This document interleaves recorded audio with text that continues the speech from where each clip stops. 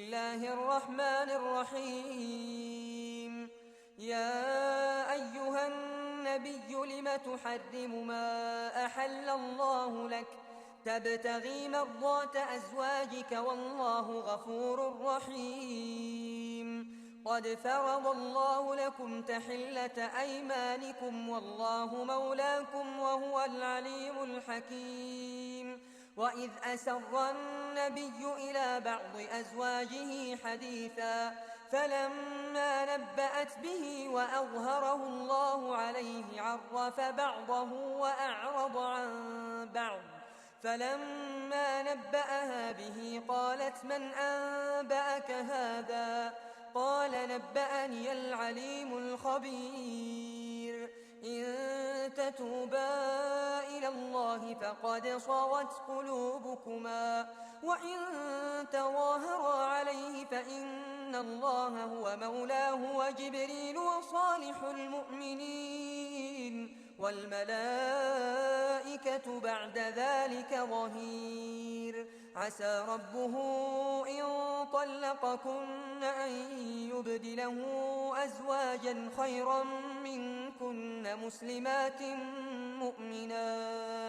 مؤمنات قانتات تائبات عابدات سائحات ثيبات وأبكارا. يا أيها الذين آمنوا قوا أنفسكم وأهليكم نارا وقودها الناس والحجارة عليها ملائكة غلاظ شداد لا يعصون الله ما أمرهم ويفعلون ما يؤمرون. يا أيها الذين كفروا لا تعتذروا اليوم إنما تجزون ما كنتم تعملون.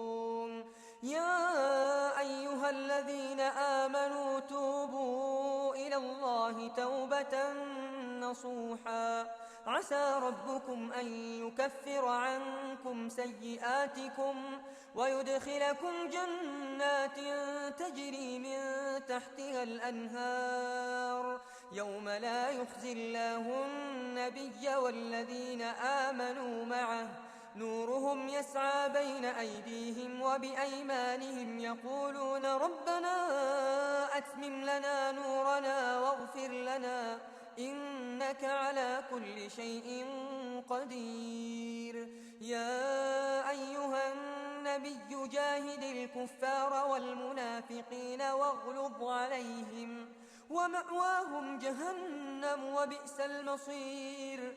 ضرب الله مثلا للذين كفروا امرأة نوح وامرأة لوط كانتا تحت عبدين من عبادنا صالحين فخانتاهما فلم يغنيا عنهما من الله شيئا وقيل ادخلا النار مع الداخلين. وضرب الله مثلا للذين آمنوا امرأة فرعون إذ قالت رب ابن لي عندك بيتا في الجنة ونجني من فرعون وعمله ونجني من القوم الظالمين. ومريم ابنة عمران التي أحصنت فرجها فنفخنا فيه من روحنا وصدقت بكلمات ربها وكتبه وكانت من القانتين.